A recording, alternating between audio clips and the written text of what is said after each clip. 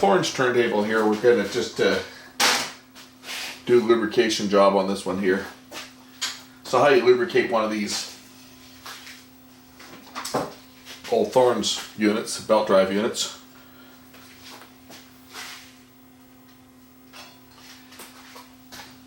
So we actually have to lift the spindle off like that.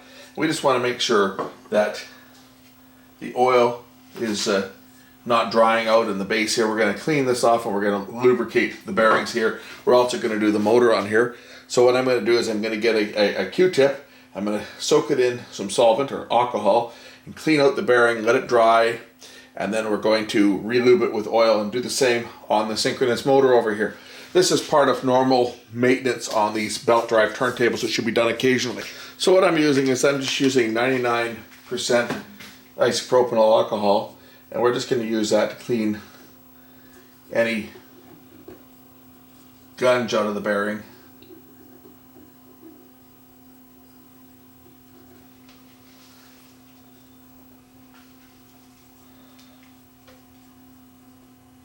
As you can see, there was a little bit of grease that is drying up down here, or oil.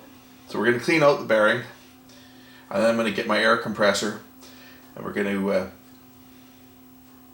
give it a blast of air to make sure that it's totally dry. We'll do the same. We'll get another clean Q-tip here, and we'll do the same for the main shaft here.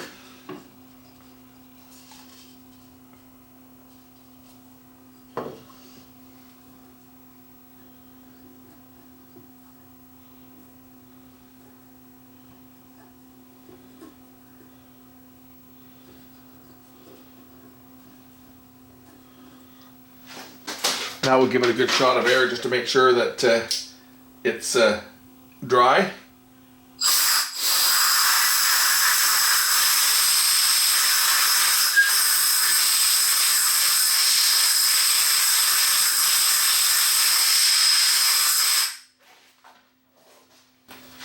And now we're going to put some oil down into the bearing, just a drop or so down into the bearing. We'll put a little bit more on the bottom of the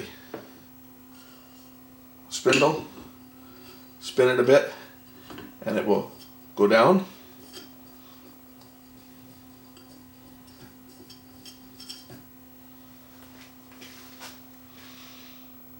Now, as you can see,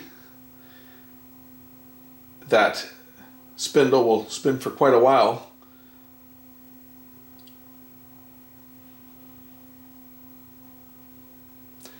We're going to do the same. We're going to lubricate the actual motor. I'm just going to get some oil and get it underneath here. You can see where the old belt, and this may be causing some of that rumble as well, as there's some old belt material there. We'll clean that off. See if we can eliminate that rumble that I was getting when I was testing this thing before doing any lubrication.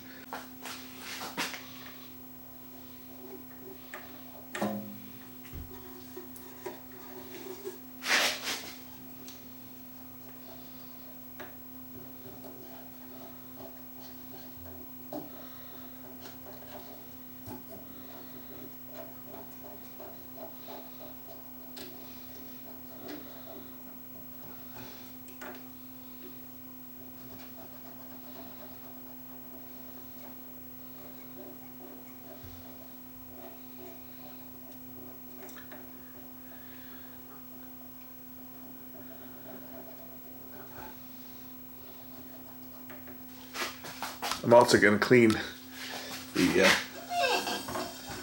area where the belt makes contact on here.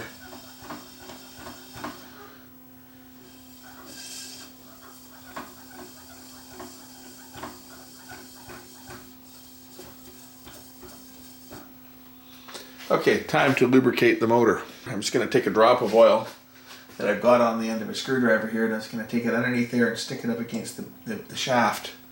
That'll allow the oil to wick its way down onto the motor shaft without getting any on the pulley, because that would be a bad thing. that would cause the belt to slip.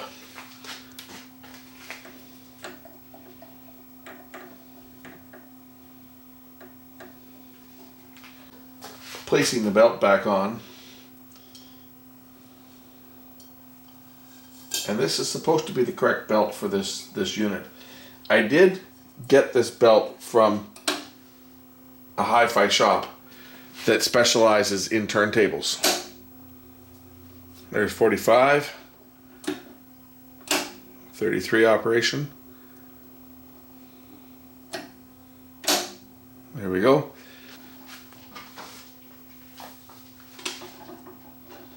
To see, these are very nice turntables, and that's for 45, no, that's for 45, and that's for 33. Grab a record, and we're going to take a listen to this thing now that it's been lubricated and see how it sounds. Well, here we go. I'm going to play one here.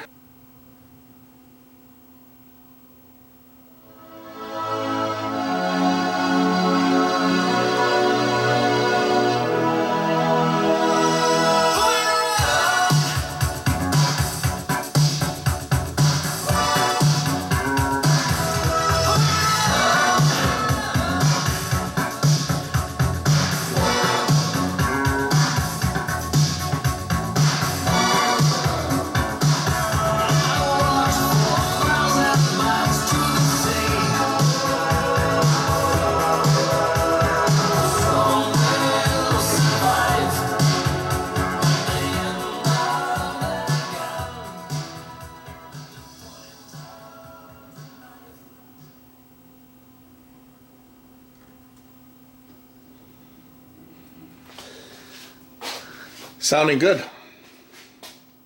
I'm not going to obviously play that whole song, so you hear little bits and pieces of it there. I don't want to get in any trouble with the guys from the copyright people. That was Strange Advance. When I play a record on here, I always use royalty-free music when possible. In this case, it's not really possible because I don't have any royalty-free royalty-free music on vinyl. So I'm playing little snippets of stuff. The last one I was using Backman Turner Overdrive. This was a group called Strange Advance. And I always try to pick Canadian music. So if you're watching this somewhere else other than Canada, you probably won't recognize these guys, but they were pretty big back in the 80s. They had a couple of LPs out. This is from their second one. They called TWO or 2WO for two. Anyway, yeah, it's sounding good. The unit is nice and quiet now. I've had it actually in the house for the last 24 hours warming up. So I think when I was testing it out yesterday, it had been sitting. First of all, it hadn't been in the house. It had been sitting in my storage unit, which the temperature out now is around 8-9 degrees Celsius this time of year. So it had been sitting for a long time where it was cold. And I went and got a new belt. I went and got the belt actually at one of the hi-fi centers, the service centers that services old equipment. I won't mention the name of them, but anybody in the Vancouver area knows that there's basically only one. And that's where you go to buy these things. I noticed that they've got a turntable very similar to this that they're asking like $545 for. So these things are very valuable, these Thorens tables. So I went in there I went in with my measurements of a belt, and I told him it was for a Thorens, and he came out and said, this is the belt. So I think the belt he gave me is the right belt. I was getting some rumble on it yesterday. I think that was attributing that to the fact that it was cold. The actual platter itself was cold, and the belt was cold. But it's sounding fine now. I don't hear the rumble I was hearing yesterday. And I mean, yesterday I will give it that I will say I did have the volume cranked up quite loud too. And the camera picks everything up, picks up every sound. But I think this thing, I can send this thing off now to its new home. And I was going to sell the thing, but as I mentioned in some of my comments, my son saw it and there was puddles on the floor. As soon as he saw this turntable with the little counterweight here on the back, he says, I gotta have that. So he's collecting vinyl now, so I think maybe he'll end up with it in his collection rather than sell it. I gotta get some polish to cut out the scratches on here. This thing should look like $1 million when I'm done. Thanks for watching. I have another one coming up real soon because I've got a product review that I'll be doing very soon here on a turntable of all things. We'll catch you in the next one.